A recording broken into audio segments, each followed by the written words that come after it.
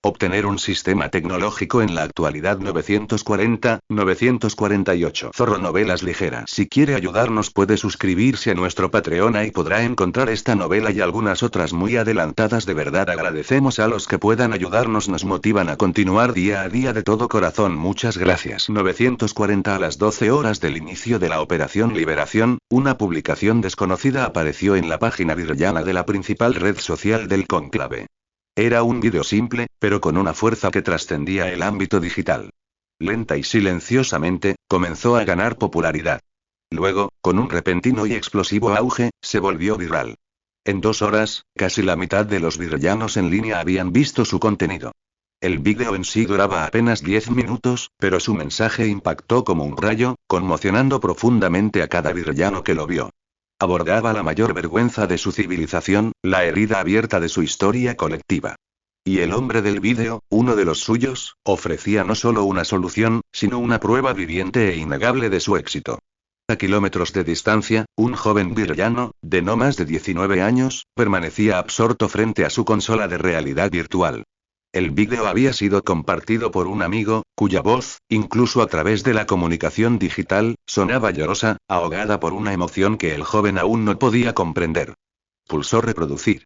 La imagen de un hombre de rostro severo llenó su visión. Hola, comenzó el hombre, con una voz que resonaba con una fuerza serena y autoritaria. Me llamo Dreznor. Y por mi apariencia física, es obvio que soy Vireyan, uno mayor. Esto hace muy probable que me esclavizaran tras nuestra guerra contra los Urai, quienes, como saben, esclavizaron a la mayoría de nuestro pueblo. Mientras hablaba, el telón de fondo tras él resplandecía, mostrando una cámara rápida de la devastación de la guerra. Ciudades derrumbándose, campos de batalla sembrados de cadáveres, y luego la escalofriante y sistemática esclavización de innumerables Vireyans. Yo estaba entre ellos, continuó Dreznor con la mirada fija. Hace apenas un año, intenté escapar.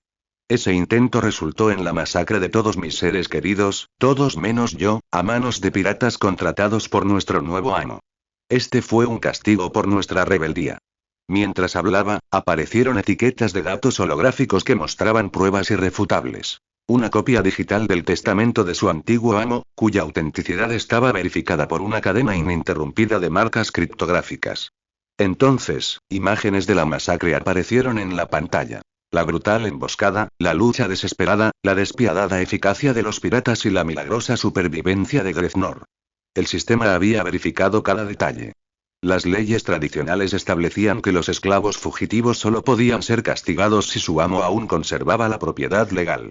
Pero su antiguo amo había garantizado su libertad.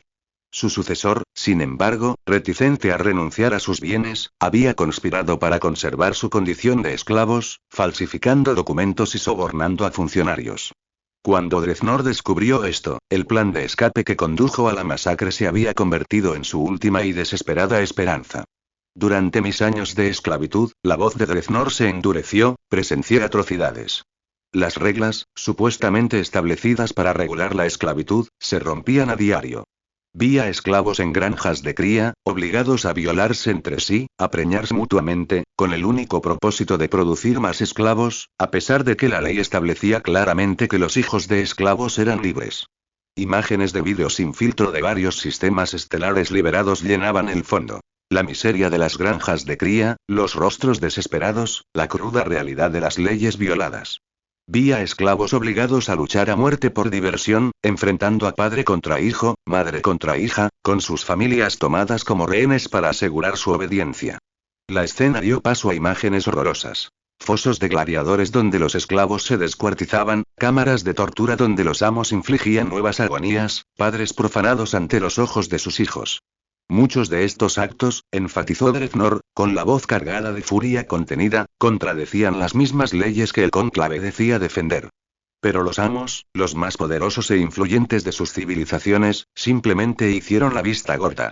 Presencié cómo utilizaban a esclavos como mano de obra desechable, realizando tareas inhumanas que los robots podían realizar mejor y con mayor seguridad, simplemente para ahorrarles dinero a sus amos y los riesgos que conllevan los robots que lograban todo. Pasaron imágenes de esclavos mutilados y lisiados, víctimas de accidentes laborales. Para cualquier esclavo que presenciara estas reglas quebrantadas, era evidente que no eran más que una fachada. Una forma de que los líderes fingieran que regulaban la esclavitud, un escudo endeble contra los reclamos de abolición total. Hizo una pausa, dejando que el silencio y el horror de las imágenes hablaran por sí solos. Sabía que las reglas estaban ahí para ser señaladas, para justificar su inacción ante sus propias conciencias.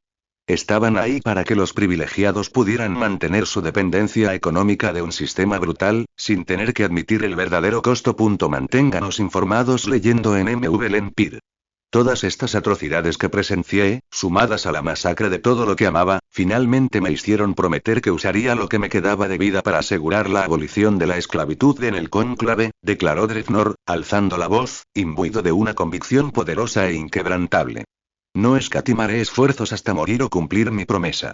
Con ese objetivo, comencé mi misión, continuó. Un timelapse inventado de su expedición se desplegaba tras él, cuidadosamente editado para eliminar cualquier rastro de participación imperial. Su recuperación de la masacre, la reunión de su primera flota, la rápida conversión de las industrias civiles a la producción militar, sus escaramuzas iniciales con grupos piratas y, finalmente, la liberación sistemática de un sistema estelar tras otro.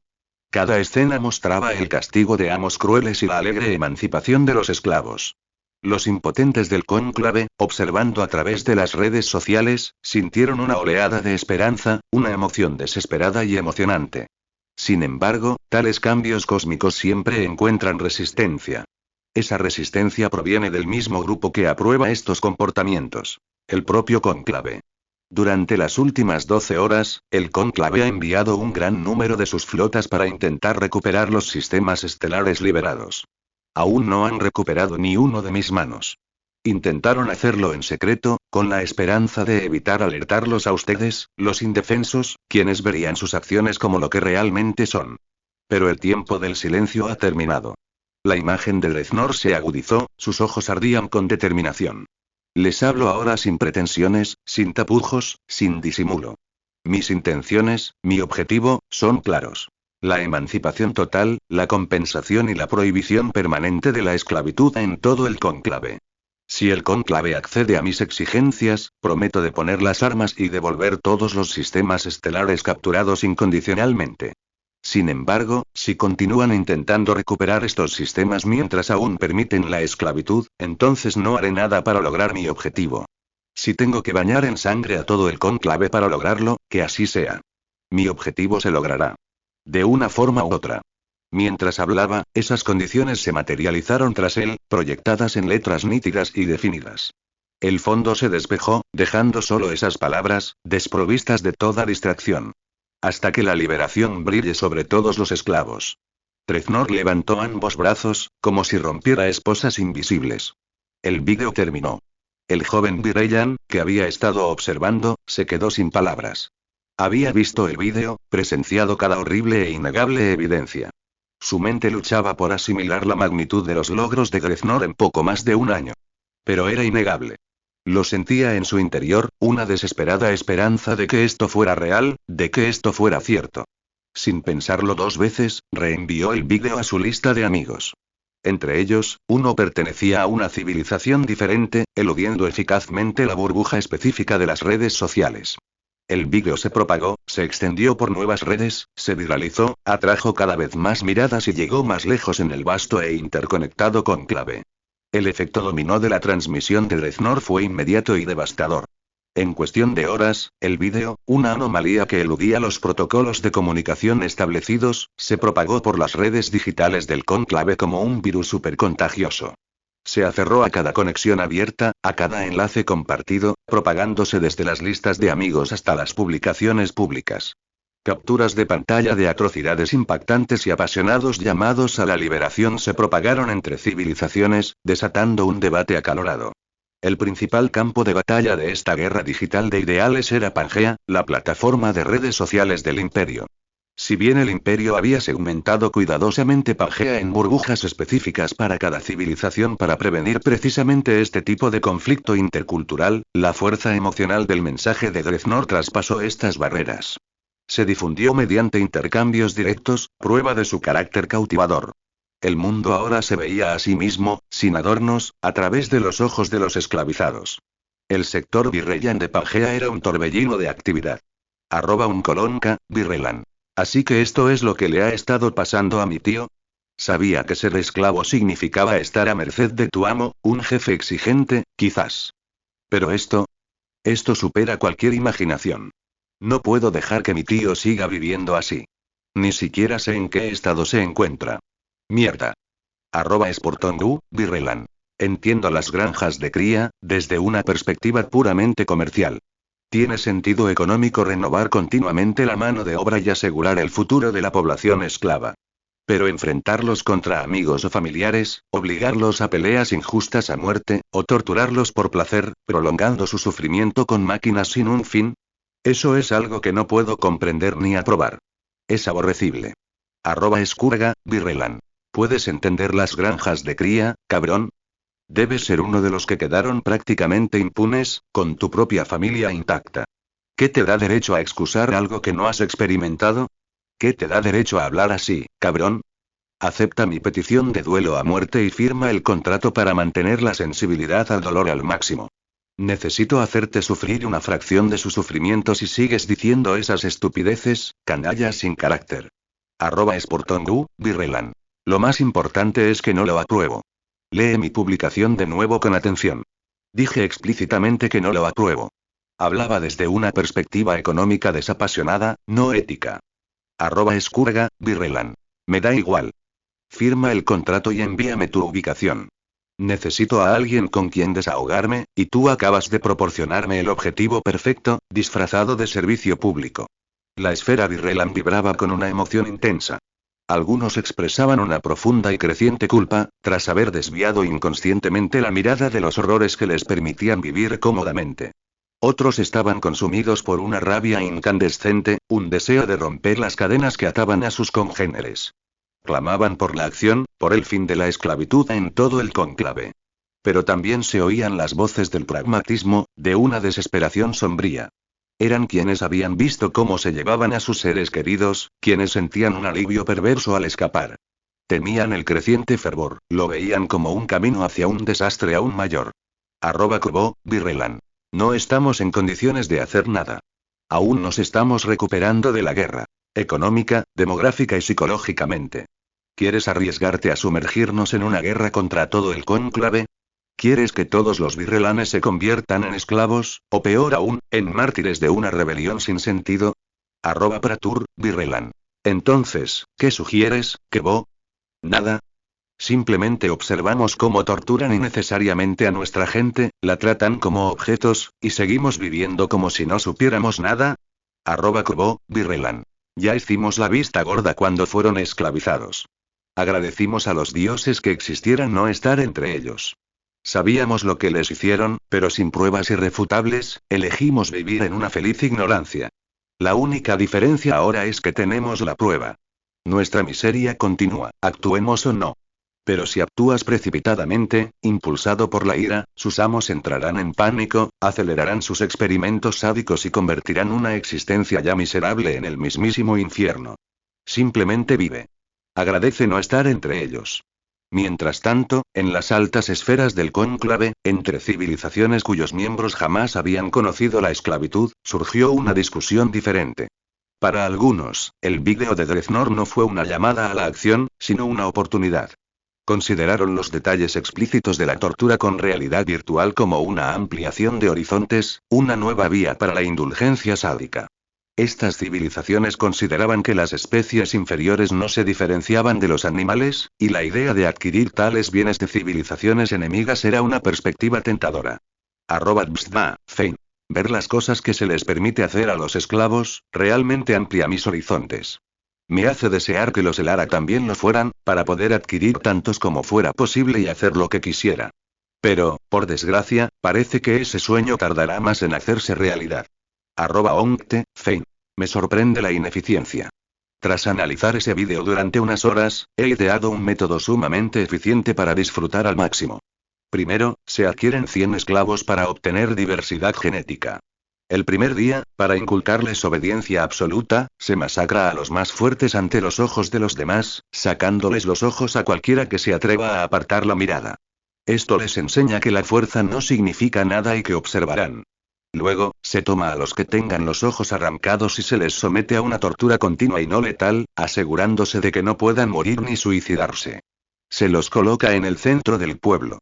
Se proclaman 5 años de paz, pero se exige un sacrificio vivo al año, no del primer grupo. Si no cumplen con la cuota, los que tengan los ojos arrancados volverán a sufrir. Después de 5 años, se tiene el espectáculo más entretenido. Aparecen al azar para profanar a un amante delante de su pareja y luego se les obliga a limpiar. Hay más, pero debería dejar de fantasear, o podría terminar endeudándome comprando esclavos para hacerlo realidad. @Ostuga, Fein. También puedes prometer libertad a una familia que sacrifica a su hijo por el tributo anual. Cuando lo hagan, revela que la libertad es solo para uno. Oblígalos a luchar y a matarse entre sí. Luego, mata al ganador. Observa su rabia, su desesperación, su comprensión del horror que han cometido, mientras exhalan su último aliento. Para informar errores, visite la publicación original en Mblempir. El vitriolo digital fue recibido con una fuerza igual y opuesta por otras civilizaciones. Aquellas más inclinadas hacia la paz, la racionalidad y la acción razonada. Dentro de las redes mentales de los Célbora, estalló una furiosa cacofonía. Su conciencia colectiva vibraba de indignación ante el deplorable trato a las especies inteligentes. Siendo quizás la civilización más conectada y unida del cónclave, no necesitaban esclavos. Su inteligencia se encargaba de tareas complejas, y sus robots, de la fuerza bruta.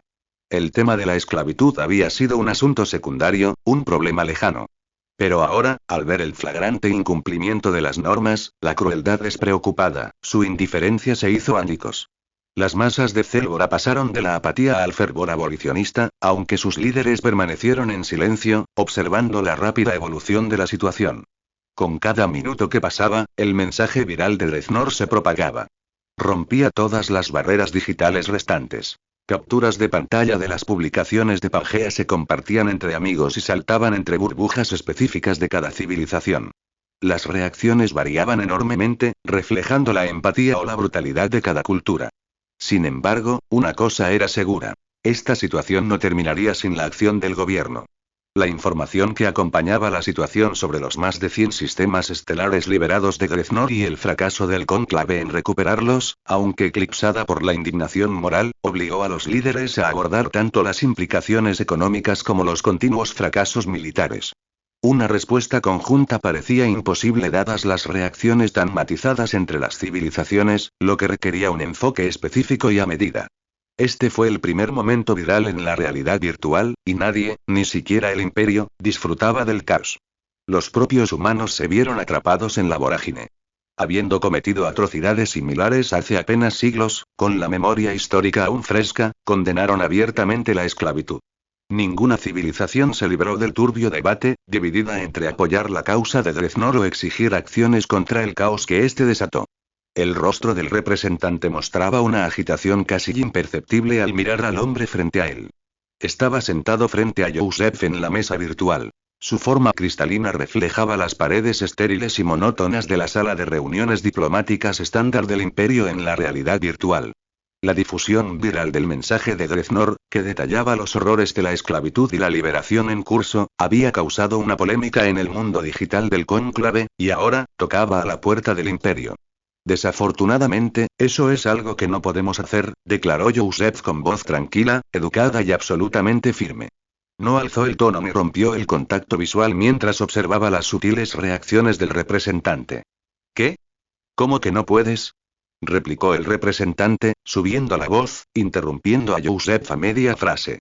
¿No ves el problema que está causando este vídeo? Está destrozando nuestra unidad interna y generando disturbios civiles en docenas de mundos.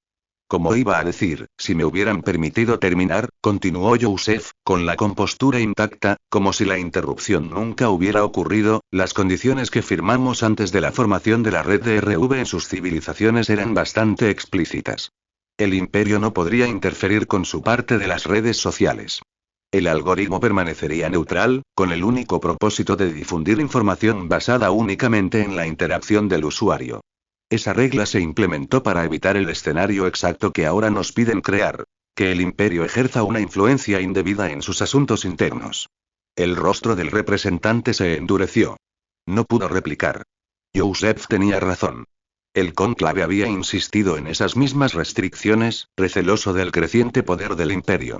Había buscado limitar cualquier posibilidad de manipulación encubierta. Durante el despliegue de la red de RV, no encontraron evidencia de intromisión imperial, ni siquiera cuando el gobierno de Kumakar orquestó abiertamente la campaña de odio contra los ciudadanos imperiales en la RV. El imperio simplemente había absorbido los golpes digitales, manteniendo el silencio, castigando las transgresiones individuales según las reglas acordadas, sin alterar jamás el sistema subyacente. Los líderes del cónclave, inmersos en sus propios juegos políticos, habrían aprovechado de inmediato tal justificación. El imperio, sin embargo, no lo hizo. Incluso cuando podría haber ajustado las reglas sobre matar o torturar dentro de la RV, considerándolo más allá del mero vandalismo, una facultad que permanecía explícitamente bajo su jurisdicción, mantuvo el mismo conjunto de reglas original. Esto convirtió el argumento de Joseph en una fortaleza, impenetrable desde cualquier ángulo. «Puedes hacer algo con el algoritmo, ¿verdad?», preguntó el representante tras un momento de tenso silencio, buscando desesperadamente una escapatoria. ¿Y si nuestra civilización te permitiera modificarlo? ¿Te diera permiso directo? No podemos tocar el algoritmo, respondió Joseph, negando con la cabeza. En primer lugar, no tiene nada de malo. El vídeo se viralizó porque impactó a una enorme cantidad de usuarios. Fue compartido, discutido y amplificado por quienes accedieron a él. El algoritmo, en su neutralidad, simplemente promovió lo que los propios usuarios encontraron atractivo. Esto creó un ciclo de retroalimentación, llevando el vídeo a más y más personas, que reaccionaron de la misma manera, lo que provocó una mayor difusión. Hizo una pausa dramática y luego, con un gesto sutil, un contrato enorme, de decenas de miles de páginas, se materializó entre ellos. Comenzó a desplazarse automáticamente a un ritmo rápido, las páginas se difuminaban hasta que se detuvo, resaltando una sola cláusula concisa en un texto dorado brillante. En segundo lugar, cualquier modificación del algoritmo, o incluso de cualquiera de las condiciones acordadas, requiere el apoyo unánime de todos los miembros del cónclave para evitar situaciones como esta, donde una potencia podría presionar a otra para cambiar las reglas con fines específicos e interesados. La cláusula destacada y el contrato desaparecieron tan rápido como aparecieron. Así que, a menos que puedan obtener el apoyo unánime de los 123 miembros del cónclave para los cambios propuestos, la respuesta es no. Había dado su respuesta sin pronunciar la palabra, sino presentando el camino imposible para lograrlo. El cuerpo del representante retrocedió, como si lo hubieran empujado contra la pared, jadeando por una respiración que no tenía. Estaba acorralado. Finalmente, un nuevo tono, casi suplicante, se apoderó de su voz. Ministro, y no hago esto solo por mi bien. Es también para salvarlo a usted. Joseph arqueó una ceja, con un destello de satisfacción en los ojos que permaneció cuidadosamente oculto a la vista del representante. Dejó que el silencio se extendiera, permitiéndole continuar. El representante, al percibir el cambio, adoptó una expresión seria, como si le estuviera haciendo un gran favor al imperio.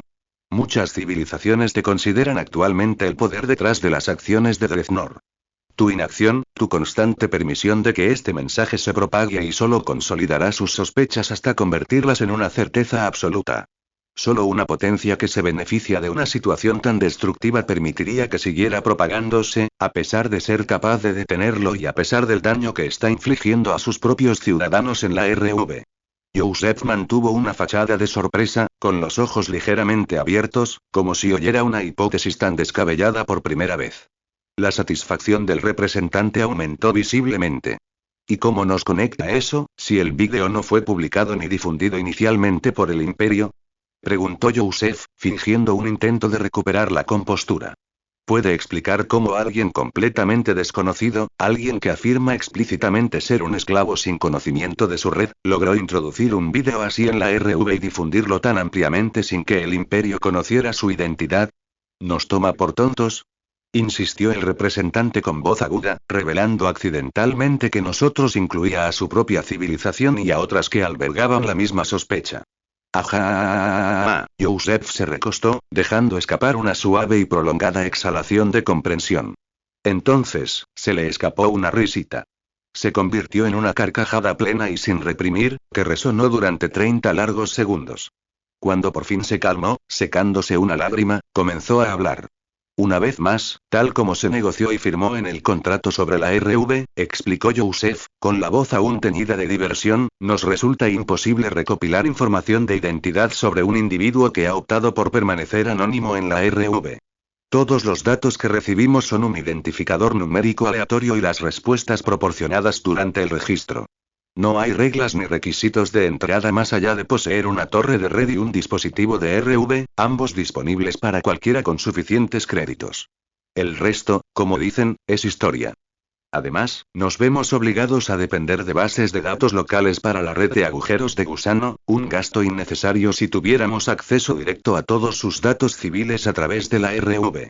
Entonces, si las palabras de Dreznor son ciertas y ha logrado apoderarse de más de 100 sistemas estelares, ¿qué impide imaginar que tenga espías infiltrados en sus territorios? ¿Espías que podrían acceder fácilmente a sus redes de RV y difundir su mensaje? Podemos rastrear la primera cuenta que publicó el vídeo, sí, pero desconocemos su ubicación real más allá de su planeta. E incluso eso requiere la cooperación de la comunidad local. Gobiernos, lo cual, como ustedes saben, no siempre sucede. Su respuesta dejó al representante sin palabras, y su argumento, cuidadosamente elaborado, se desmoronó. Lo habían superado en maniobras, su plan se había descarrilado. Tras unos cuantos intercambios tensos y silenciosos, el representante simplemente hizo una reverencia y se disolvió, dejando a Joseph solo en la sala de reuniones. Decir que no siempre es lo más fácil, rió Joseph entre dientes, frotándose la cara. Se sentía agotado. Era su 20ª reunión del día, y ya se estaban programando más. Las civilizaciones del cónclave recurrían al imperio, desesperadas por una solución a la crisis que Dreznor había desatado. La propagación viral del mensaje de Dreznor estaba causando divisiones. El conflicto en curso entre el Ejército de Liberación de Dreznor y las flotas reclamantes del cónclave se había visto agravado por el estallido del debate sobre la esclavitud. La tormenta digital era demasiado poderosa como para ser acallada por simples noticias de última hora.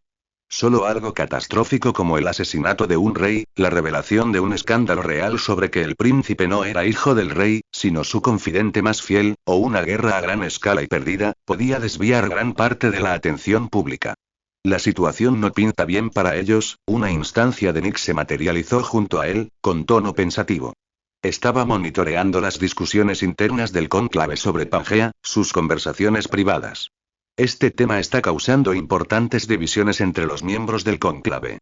Vemos a individuos dentro de sus gobiernos amenazando con mantener como rehén la actual operación militar a menos que se aborde de inmediato el problema de la esclavitud. De lo contrario, se arriesgan a rebeliones a gran escala en sus propias civilizaciones. Dreznor acaba de echar barro a sus impecables uniformes blancos, respondió Joseph, con un inusual tono de genuina admiración en la voz. Comprendía la brillantez estratégica de la táctica del emperador, cómo había complicado la posición del cónclave, dejándolos entre la espada y la pared. Pueden seguir tratando con las fuerzas de Dreznor para intentar liberar los planetas capturados, continuó Nix, cuyo análisis reveló capas más profundas del panorama estratégico. Pero eso significa que la mayoría de sus fuerzas no estarán disponibles de inmediato para refuerzos en caso de que la situación interna se agrave. Y la situación se intensificará si no hacen nada. Además, continuar la lucha sin abordar el problema de la esclavitud se interpretará como una forma de respaldar el trato a los esclavos, un polvorín más en la situación. Pero si primero intentan abordar la situación internamente, cada civilización tiene una perspectiva diferente. La mayoría de las 10 primeras están fuertemente comprometidas con la servidumbre por contrato, con muchas civilizaciones auxiliares bajo su protección. Se opondrán firmemente a la abolición de la esclavitud. Si simplemente aceptan endurecer la aplicación de las normas existentes, no se considerará suficiente, prolongando la crisis. Y ese es el tiempo que no quieren darle a Dreznor, quien sabrá que irán por él en cuanto resuelvan esto. Las civilizaciones de nivel inferior, que han perdido territorios ante él, no querrán que la operación se detenga, a pesar de ser las más afectadas por la esclavitud. Temerán que Dreznor aproveche este tiempo para obtener más información de quienes exigen una acción inmediata contra la esclavitud, lo que generaría un debate de ida y vuelta dentro del propio cónclave. Las palabras de Nix pintaron una vívida imagen del escenario sin salida del cónclave, y con cada frase, Joseph podía ver la intrincada jugada maestra que el imperio había asestado. No pudo evitar admirar al emperador, el principal artífice de esta compleja estrategia en capas.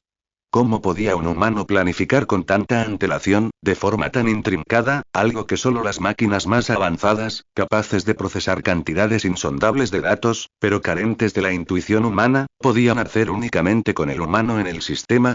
Era algo aterrador y hermoso de contemplar. La proyección holográfica del oficial de inteligencia parpadeó ante Kumakar, mostrando un informe seco y conciso. Gracias a los datos proporcionados por el Imperio, Su Excelencia, hemos logrado verificar la identidad del autor. Estaba en una nave con destino desconocido antes de que se subiera el vídeo, e inmediatamente después, comenzó a viajar a la velocidad de la luz. Se desconoce su paradero actual. El holograma mostró la breve e imposible de rastrear. Sin embargo, el aparato de inteligencia virrelano, mediante sus propias investigaciones impulsadas por la viralidad de la publicación, logró conectarlo con una familia que esclavizó a la mayoría de sus miembros tras la guerra. Esto sugiere firmemente que Dreadnought tiene agentes infiltrados en muchas civilizaciones. ¿Entonces esta es su prueba de indiferencia?, preguntó Kumakar con desdén, descartando la transparencia del Imperio como un patético intento de engaño. ¿De verdad nos toman por tontos? Sí, Su Excelencia, confirmó el oficial, indiferente al desdén de Kumakar. Tanto los virrelanos como los Urai, quienes obtuvieron la mayoría de los esclavos virrelanos después de la guerra, han confirmado su identidad independientemente. También encontraron registros relacionados con los esclavos propiedad del mismo amo que los de Dreadnought, lo que sugiere que, efectivamente, se encuentran entre los asesinados por los piratas. Kumakar juntó los dedos, con un brillo gélido en los ojos. ¿Qué hay de los demás familiares de esos esclavos masacrados? ¿Se conoce su paradero o simplemente desaparecieron como el que publicó el vídeo? Intentó mapear la extensión total de la red invisible de Dreadnought, su influencia en los territorios no conquistados del cónclave. La mayoría están muertos o siguen esclavizados bajo diferentes amos, informó el oficial. En cuanto a los pocos que aún vivían y eran aparentemente libres, también han desaparecido. Sus desapariciones son escalonadas, ocurriendo en períodos que van desde unas pocas semanas hasta varios meses. ¿Qué explica las diferentes líneas temporales?, insistió Kumakar, inclinándose hacia adelante. Si todos escapan y se dirigen a los puestos de avanzada de Dreadnought, debe haber un hilo conductor. ¿Hay algo, aparte de simplemente evitar llamar la atención, que coincida con sus salidas escalonadas? ¿Algún patrón, alguna actividad sospechosa que sugiera que eran espías o que causaban problemas? Buscó cada detalle, cada hecho aparentemente insignificante, para tejerlo en la intrincada red de su narrativa en desarrollo. Necesitaba que fuera impecable, irrefutable. Desafortunadamente, Su Excelencia, no tenemos información al respecto. Esta es toda la información que logramos recopilar en el corto plazo disponible. El holograma del oficial hizo una profunda reverencia, transfiriendo todos los datos recopilados a la consola privada de Kumakar. Inútil, como siempre, murmuró Kumakar, terminando la llamada sin permitirle al oficial defenderse. Era un niño voluntario para el uso de Kumakar, obligado por su voluntad a servir, a nunca traicionar. Su satisfacción era absoluta. A solas, Kumakar se sumergió en los documentos, con la mente trabajando con furia. Examinó cada pieza de información, cada detalle fragmentado. Las horas transcurrieron sin que se diera cuenta, el tiempo se le escapaba mientras se sumergía en los datos sin procesar. Finalmente levantó la vista, frunciendo el ceño en señal de concentración. Hay algo aquí, susurró al vacío, algo que me atrae inconscientemente, pero no logro comprenderlo.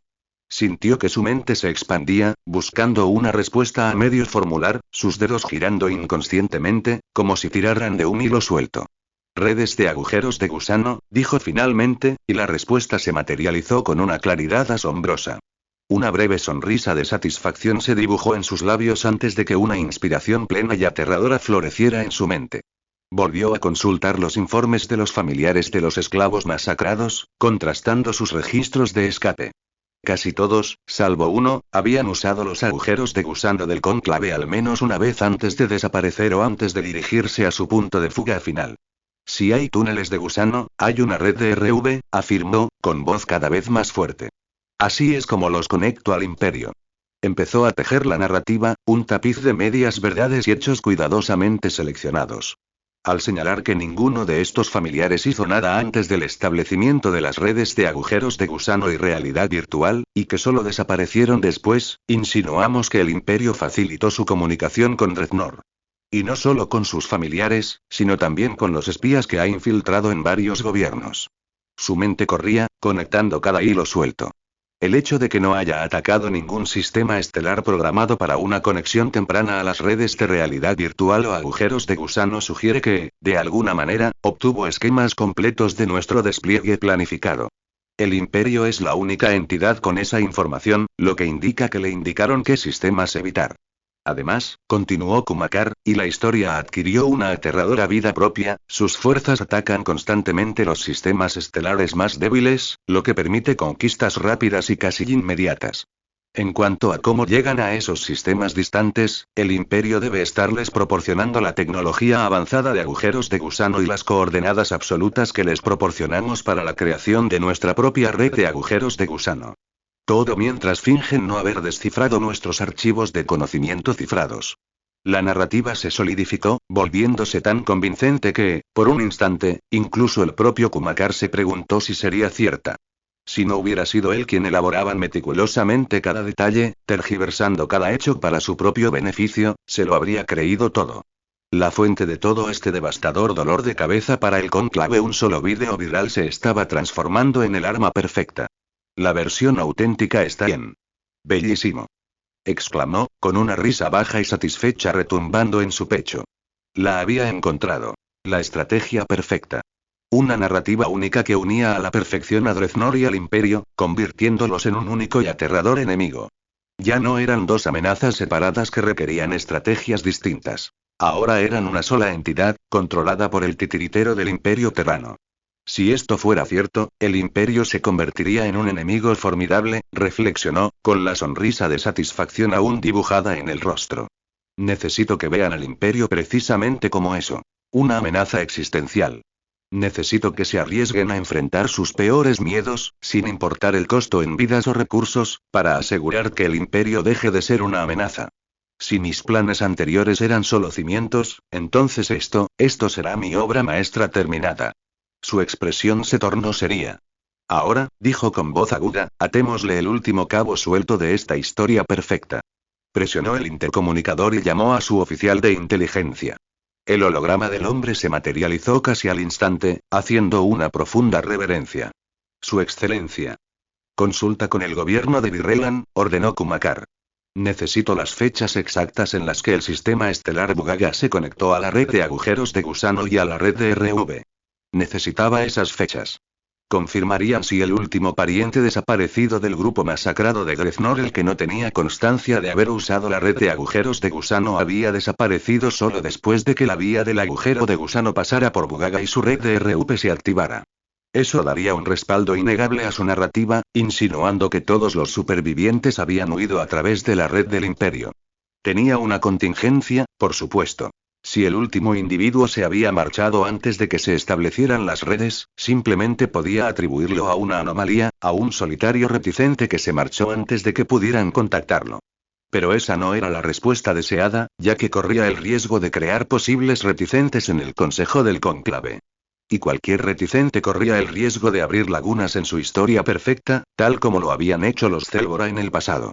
Sin esperar respuesta, finalizó la llamada, confiado en que sus órdenes serían seguidas, sin importar la verdad.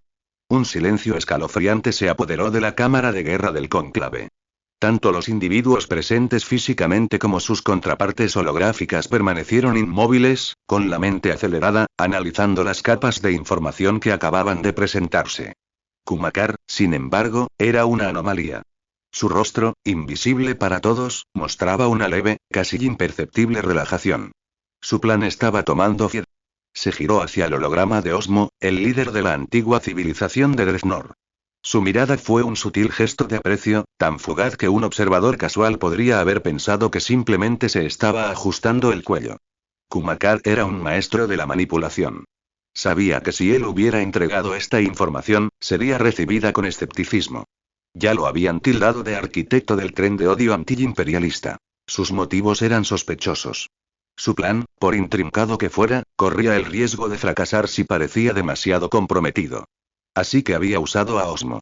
Osmo, líder de un pueblo ahora indeleblemente vinculado a la amenaza Dreznor, estaba desesperado por distanciarse del caos. Kumakar le había ofrecido un salvavidas. presentar la información, tejer la narrativa y permitir que su propio pueblo evitara enfrentarse a la ira del cónclave.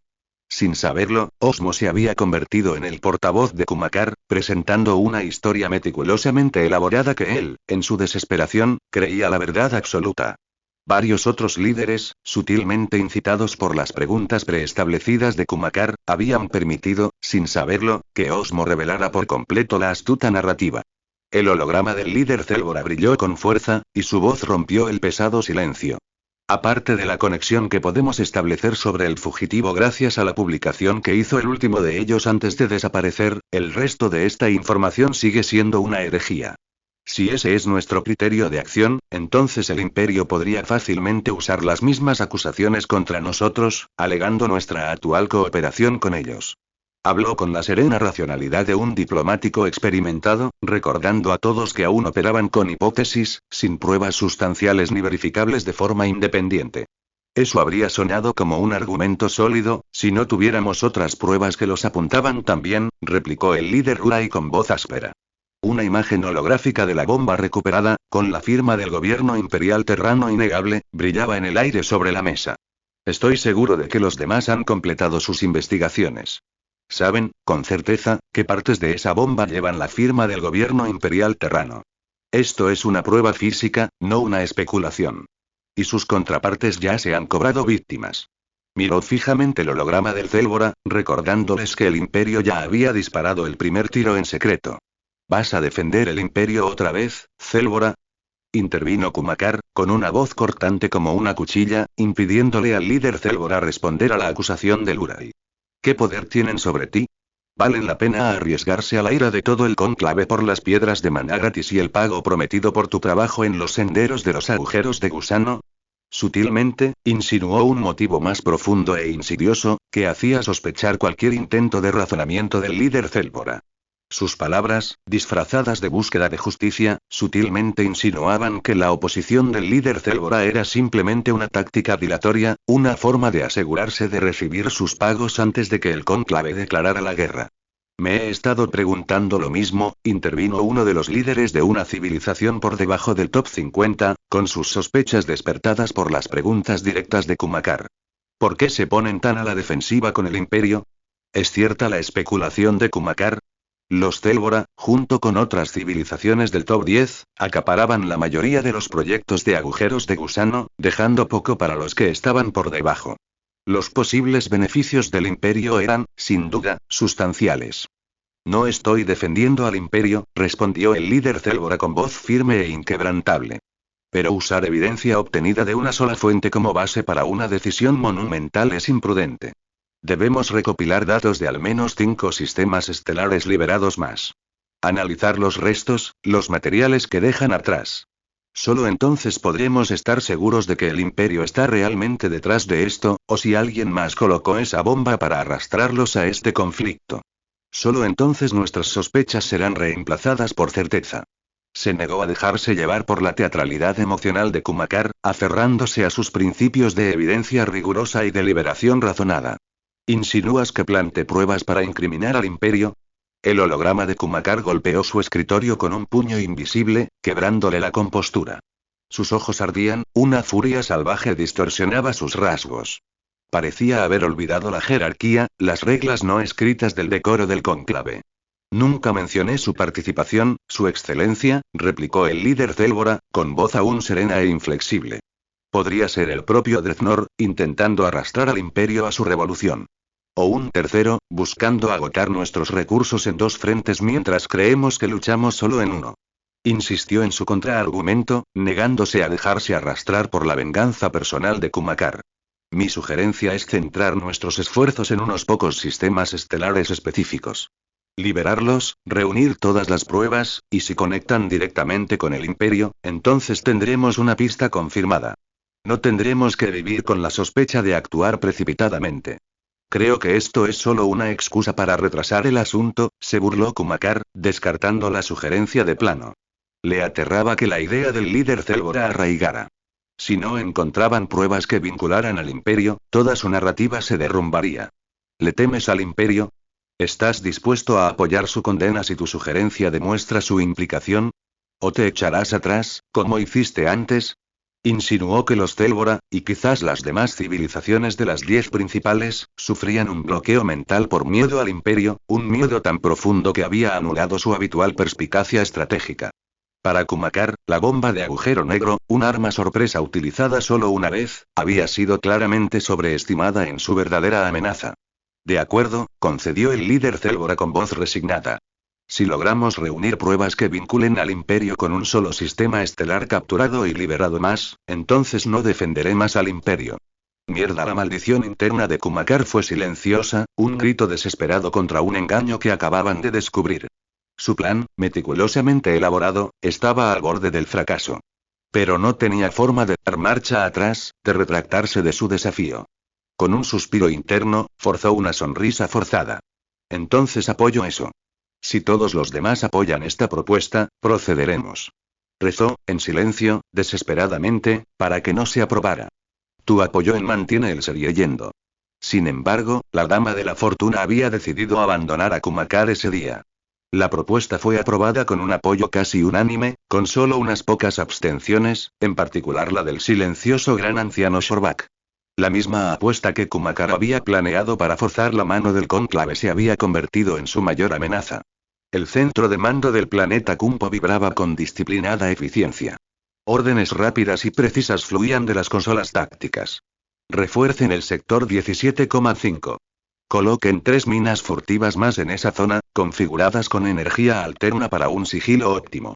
Aumenten la densidad de la flota de patrulla en 2 y aseguren una comunicación constante. Todos los datos se transmiten al instante.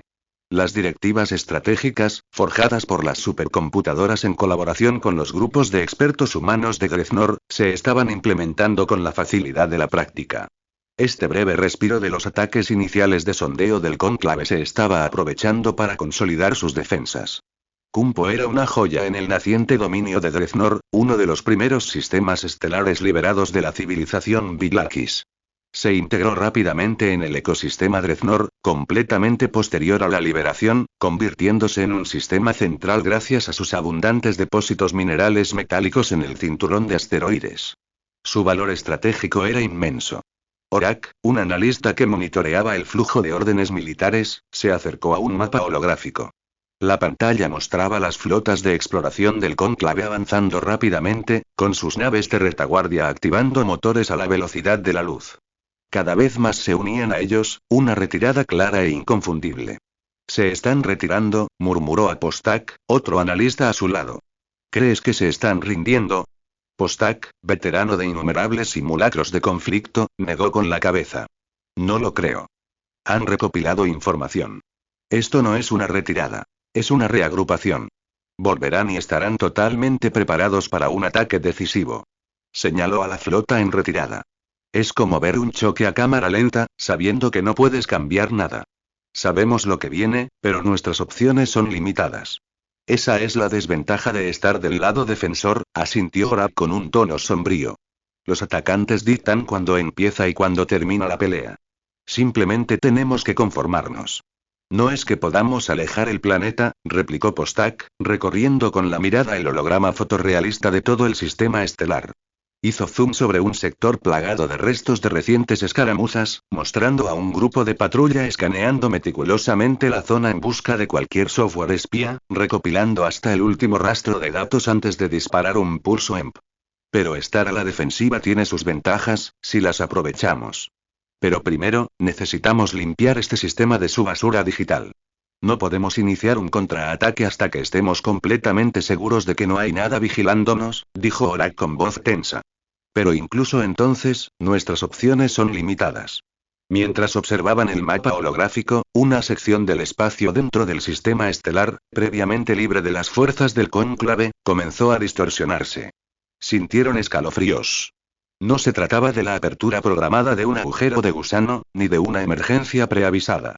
La distorsión estaba marcada como desconocida, una clara señal de un ataque sorpresa. Orak y Postak, miembros del equipo de análisis de defensa planetaria, se encontraban en una zona de realidad virtual distinta a la del centro de mando principal. A pesar de saber que gritar era inútil en la simulación, ambos gritaron, un sonido primario y aterrorizado que trascendió la barrera digital. Momentos después, con un ensordecedor boom que resonó en la fibra misma de la simulación, las minas defensivas cercanas detonaron. Las explosiones interrumpieron la ruptura del espacio, introduciendo nuevas variables caóticas que el abridor de agujeros de gusano del otro lado no había previsto. La distorsión se estremeció y luego se derrumbó. Orak y Postak intercambiaron un breve y tembloroso suspiro de alivio. Duró solo un instante. Entonces, 10 distorsiones más se abrieron. Una de ellas brilló justo en el mismo lugar donde había fallado el primer intento. Boom. Boom. Boom. Boom. Boom. Boom. Las explosiones frustraron una vez más los intentos.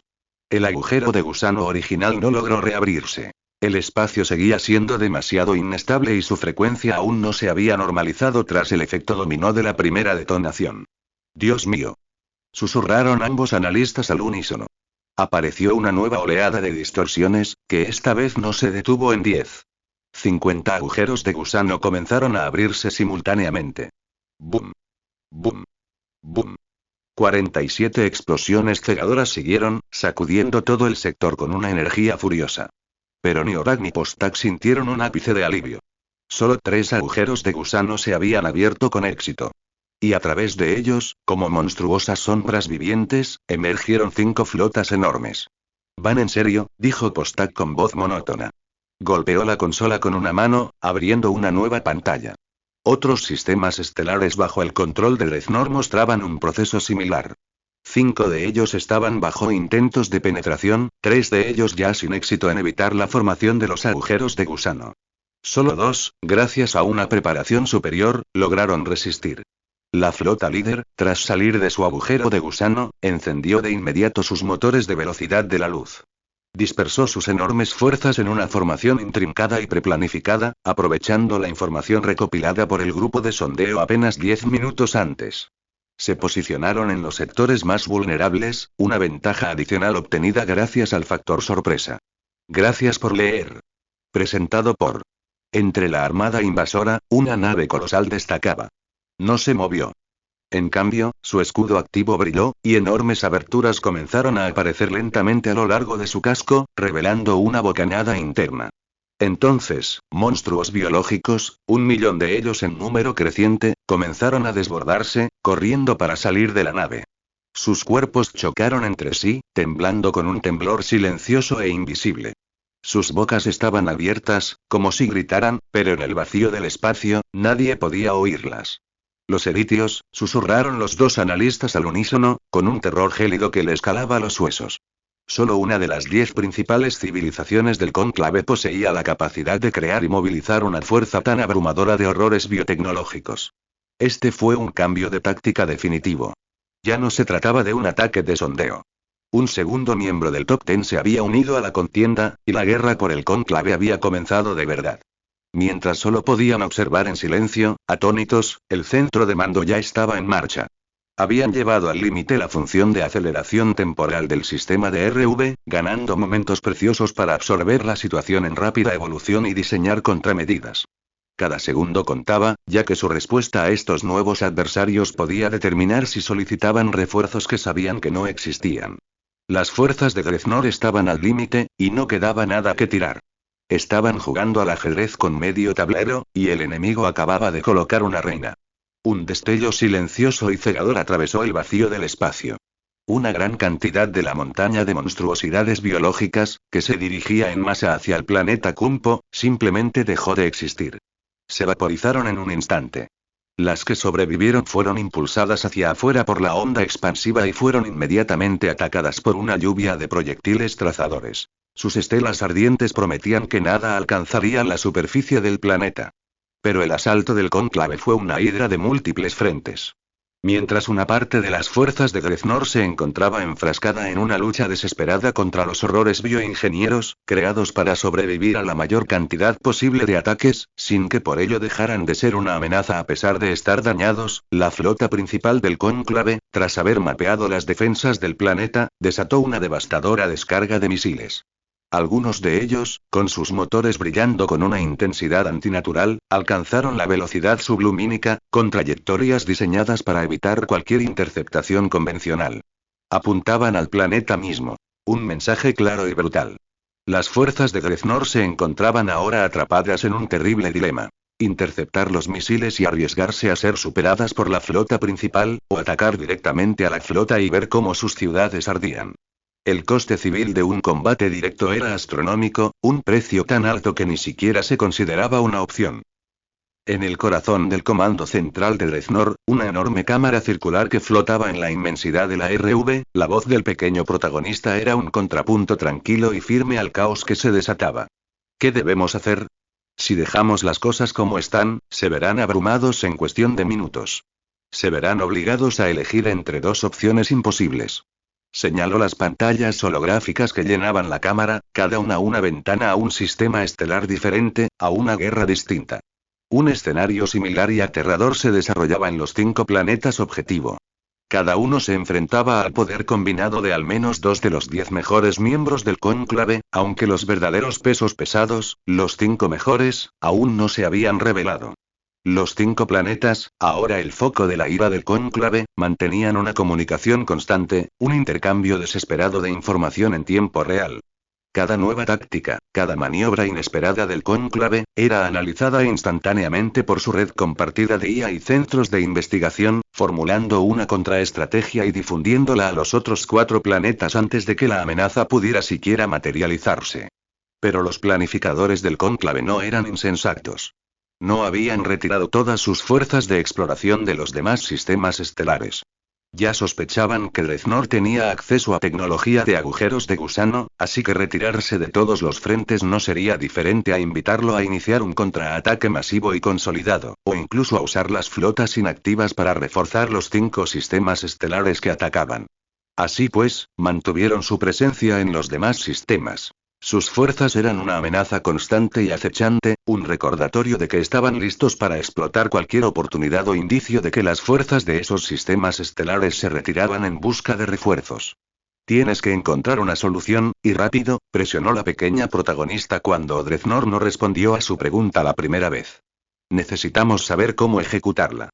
Dreadnought, quien permanecía con los ojos cerrados, una figura imponente y silenciosa en el centro de la cámara de mando, los abrió lentamente. Observó los rostros de sus asesores, los líderes de su revolución, todos esperando su orden. Bajo ellos, en el vasto anfiteatro escalonado del centro de mando, equipos de diferentes sistemas estelares monitoreaban las batallas en curso. Los sistemas estelares aún no atacados buscaban intentos de brecha en los pozos de guerra y actuaban como enlace entre el centro de mando del sistema estelar y el centro de mando central. Envíen refuerzos a los 5, dijo Dreadnought con voz serena, pero con un matiz de fría y firme resolución. Asegúrense de no perder ni un solo sistema estelar. En ese momento, ya estaba considerando el nuevo ataque del cónclave como respuesta a su discurso, que había difundido como una posible solución a la situación sin que ambos bandos derramaran más sangre. Habían elegido la guerra. Lo habían considerado una amenaza mayor que la podredumbre de sus propias civilizaciones, y ahora tenía todas las pruebas para cuando su familia le preguntara, en el otro bando, qué hizo para intentar evitar más derramamiento de sangre. Entendido, respondió el pequeño protagonista, transmitiendo al instante su orden a los equipos de abajo. Se desató un frenesí de actividad mientras las IA comenzaban a formular un plan. Varias opciones se materializaron en la pantalla holográfica principal. La primera era un refuerzo lento y metódico, retirando un pequeño número de naves de cada sistema estelar para evitar crear vulnerabilidades significativas. La segunda, un despliegue rápido y de alto riesgo, desmantelando algunos sistemas estelares no atacados para crear una fuerza de relevo masiva e inmediata. Y una docena de planes más con algunas variaciones intermedias. Si vamos a reforzarlos, debemos ser rápidos, declaró Dreadnought, asimilando mentalmente las opciones al instante. Elijan el más rápido. Pero en cuanto envíen los refuerzos, comiencen a repoblar esos sistemas. Reúnan un pequeño número de naves de todos los demás sistemas, tal como sugería el primer plan. No dejaremos a nuestra gente expuesta. Enviado, confirmó el pequeño protagonista. Las órdenes se implementarán en minutos. Además, añadió Dreadnought con voz sombría, iré en un plan de evacuación, por si fallan los refuerzos. Fuente. Antes de que pudiera recibir respuesta, un nuevo holograma se materializó en el centro del círculo flotante. Era una transmisión casi en directo desde el planeta Kumpo. La IA solo actuaba sin orden alguna en las emergencias más extremas. El holograma mostraba una vista desde el espacio. El planeta era una serena cánica azul verdosa. Entonces, un destello cegador surgió de su superficie, seguido de una enorme nube de polvo. Un planeta que aún defendían, un planeta que aún no había caído, había sido penetrado. Una bomba de escala inimaginable había detonado. La sala quedó en silencio. La guerra acababa de entrar en una nueva y aterradora fase. Disculpen el silencio de estos días. Estaba lidiando con la boda de mi prima. 20 minutos antes de la explosión en el planeta Kumpo, en lo profundo del cavernoso hangar de la nave nodriza Eritia, entre la cacofonía de 1.000.000 de monstruosidades bioingenierizadas que se desataban, un pequeño y silencioso grupo de 3 figuras se mantenía apartado. Vestían los distintivos overoles ajustados de los Sharari, sus rasgos completamente ocultos, sus cuerpos una mera silueta contra la intensa luz del hangar. Sujetaban su equipo con firmeza y destreza, tras completar sus preparativos finales. Vamos a trabajar, dijo uno de ellos, con su voz un susurro filtrado y andrógino. Su entorno brilló, distorsionándose por una fracción de segundo. Luego, desaparecieron. Seguían en el mismo sitio, pero ahora eran invisibles, intangibles, fantasmas en la máquina. Sus cuerpos comenzaron a vibrar, un zumbido bajo, casi imperceptible, y se hundieron lentamente por la cubierta de la nave, atravesando el casco como si estuviera hecho de humo. Evitaron el escudo activo de la nave sin alterar su campo de energía, y luego se precipitaron al vacío, su trayectoria, una línea recta e inquebrantable hacia el planeta que se extendía debajo. El caos de la batalla orbital les era indiferente.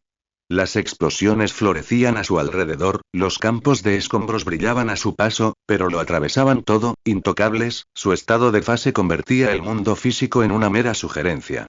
Tardaron 5 minutos en alcanzar la atmósfera del planeta. Descendieron, aún en fase, deslizándose por las capas de aire, mientras sus sensores recopilaban, documentaban y analizaban todo silenciosamente. Se movían con un único propósito, con un único objetivo predeterminado. El corazón de la capital planetaria, el centro de la ciudad. Sin embargo, cada uno tomó caminos ligeramente diferentes al atravesar algunos edificios, recogiendo algunos objetos de ellos. Al llegar a su destino, flotando invisibles sobre la bulliciosa metrópolis, soltaron las mochilas que llevaban. Las mochilas, pequeñas e inofensivas, cayeron por los aires, atravesando edificios, vehículos y el mismo suelo, hasta alcanzar la profundidad indicada. Se activaron al instante. Los 3 Sharari, tras haber cumplido su misión, comenzaron de inmediato el ascenso. Ya estaban a kilómetros de distancia cuando detonaron las bombas. ¡Boom! La explosión fue silenciosa en el vacío del espacio, pero su luz era terrible y cegadora. Los 3 Sharari, aún ascendiendo, fueron envueltos por la bola de fuego en expansión. Pero no los tocó. La atravesaron ilesos, su estado de fase era una defensa perfecta y absoluta. Recopilaron los datos recopilados, con sus mentes como un frío e imparcial depósito del caos que acababan de desatar, y emprendieron el regreso a la nave nodriza Eritia. Su misión había terminado. En el momento en que regresaron al mundo material, sus cuerpos se resolidificaron en los confines estériles de su nave, y la tensión de sus esfuerzos se hizo evidente. Dejaron caer su equipo y las piezas robadas, colocándolas en cajas especiales antes de que sus cuerpos se desplomaran. Uno de ellos cayó de rodillas, con las manos apoyadas en la cubierta, y su cuerpo se agitaba con respiraciones silenciosas y entrecortadas. No había sudor, pues sus trajes absorbían cada gota, pero el movimiento de sus pechos era un claro indicio de la inmensa energía que acababan de gastar. Con cada respiración, el sonido de sus jadeos se hacía más débil, y sus cuerpos recuperaban lentamente su energía normal. Momentos después, se dio la orden de retirada. No la cuestionaron. A pesar del golpe devastador que acababan de asestar, a pesar de la aparente ventaja que ahora tenían, obedecieron al instante. Sus flotas encendieron sus motores a la velocidad de la luz, desapareciendo en el vacío. Abrir un agujero de gusano ahora significaría arriesgarse a ser seguidos. El modus operandi era claro. Retirarse a un lugar seguro previamente designado, y solo entonces, abrir el agujero de gusano. Centro de mando de Dreadnought. Sospechamos que son los Sharari, declaró la pequeña protagonista, con una voz fría y analítica que contrastaba con las crudas y emotivas imágenes del desastre de Kumpo que se reproducían en la pantalla holográfica principal. Pero aún no hay evidencia directa de su presencia, aparte de esto. Destacó una serie de datos. Dispositivos de realidad virtual, con sus dueños aún en casa, moviéndose repentinamente hacia el centro de la ciudad. Una docena de otros objetos aparentemente inanimados, con sus rastreadores GPS sonando al salir del planeta, su trayectoria en línea recta hacia una de las naves eritías antes de que sus señales se desvanecieran. Era un rastro fantasma, una serie de movimientos imposibles que apuntaban a una sola conclusión. ¿Ha ocurrido algo similar en los otros 4 planetas? Preguntó Dreadnought, apretando el puño, en un intento desesperado por contener la furia que amenazaba con consumirlo. Todavía no, respondió el pequeño protagonista. Pero hemos actualizado nuestros protocolos. Todos los dispositivos en los planetas restantes transmiten sus ubicaciones 1000 veces por segundo. Estamos monitoreando cualquier movimiento irracional o inesperado, cualquier señal de infiltración Shadari. ¿Hay alguna manera de mantenerlos alejados? La voz de Dreadnought era un gruñido bajo. Aunque sepamos dónde están y qué hacen, ¿podemos siquiera luchar contra ellos? Su mente ya estaba a 1000, buscando una forma de venganza. El Imperio tiene teorías, respondió el pequeño protagonista, mientras aparecía una nueva señal de vídeo en la pantalla.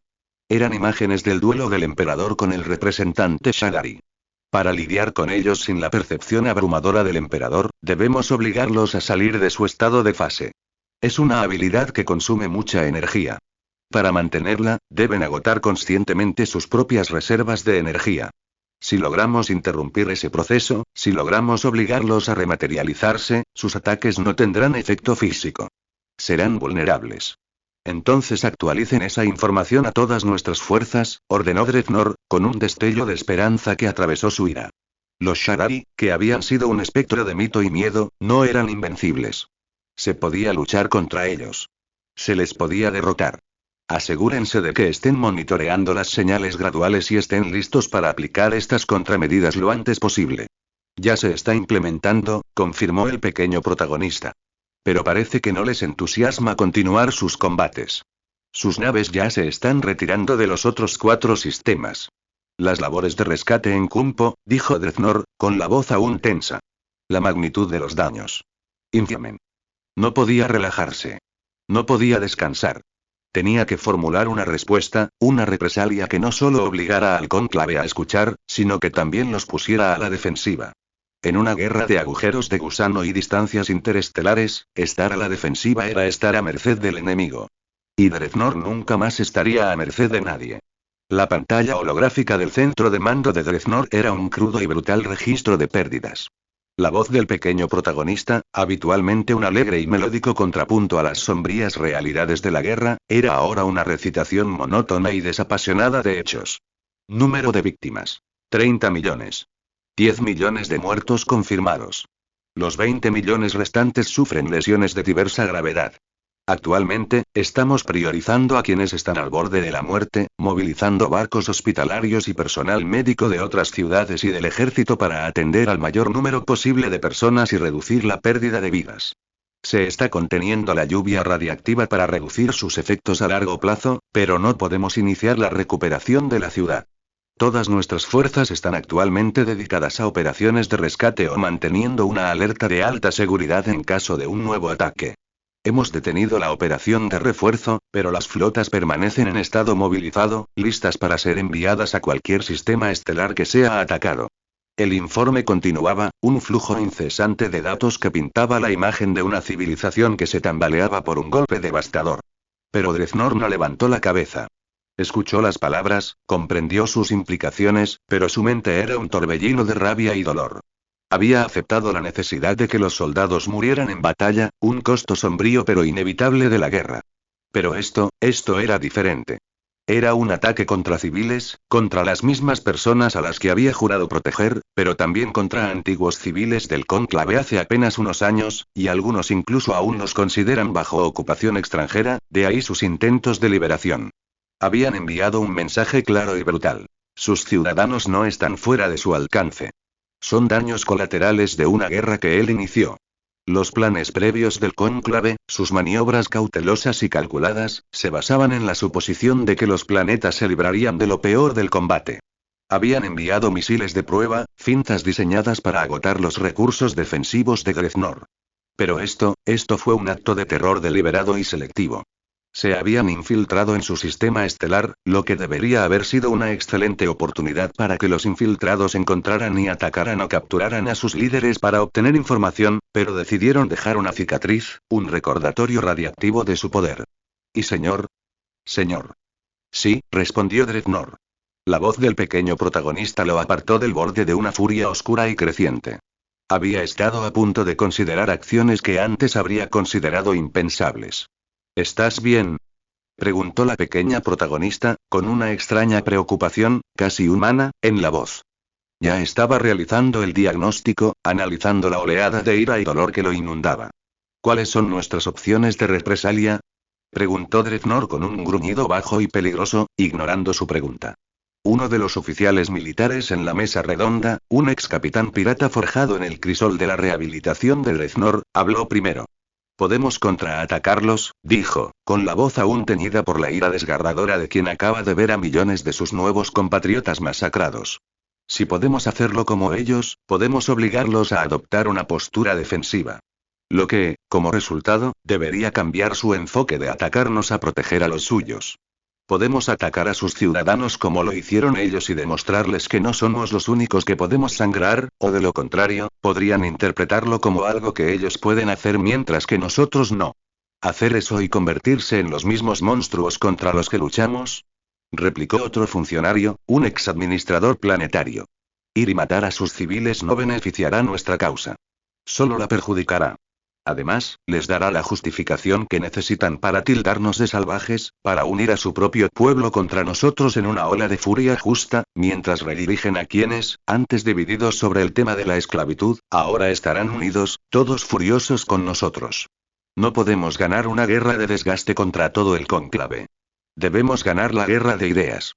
Entonces usaremos este ataque en nuestro beneficio, sugirió una tercera funcionaria, una mujer que había sido esclava. Mostramos al cónclave lo que sus líderes están dispuestos a hacerles a sus antiguos ciudadanos. Usamos su brutalidad como arma contra ellos, para aumentar la presión que ya sienten desde dentro. ¿Qué pasa con sus puestos militares? Intervino otro oficial. Podríamos hacerles lo mismo que ellos nos hicieron. Abrir un agujero de gusano, atacar rápido y contundentemente, y retirarnos antes de que puedan responder. Demostrarles que somos capaces de infligir el mismo castigo que con tanta indiferencia nos infligen, no a sus ciudadanos, sino a sus soldados. Sugiero que ataquemos a los 50 mejores, añadió otra voz, una fría y calculadora estratega. Aquellos a quienes hasta ahora hemos evitado. Nos menosprecian, no toman en serio nuestras demandas, porque creen que solo somos capaces de atacar a los débiles. Si les demostramos que podemos atacar la esencia de su poder, que podemos vencerlos, se verán obligados a reconsiderar su postura. Un ataque suicida, sugirió otro, con un susurro bajo y desesperado. En uno de sus planetas capitales. Un mensaje que no pueden ignorar. Uno a uno, los funcionarios ofrecieron sus sugerencias. Sus voces eran un coro de dolor, rabia y desesperación estratégica. La pequeña protagonista grabó cada una, y sus contrapartes de IA comenzaron de inmediato a analizar su viabilidad, sus ventajas, sus desventajas y sus posibles consecuencias. Dreadnought permaneció en silencio, absorbiéndolo todo. Escuchó sus sugerencias, sus argumentos, su dolor. Utilizó sus ideas, sus perspectivas, los datos fríos y contundentes proporcionados por los centros de investigación y la IA para forjar un nuevo plan, una estrategia más amplia, que no solo daría una respuesta devastadora, sino que también serviría como un golpe aún más contundente a la autoridad del cónclave, que se estaba desmoronando. No solo ganaría esta guerra, transformaría la galaxia.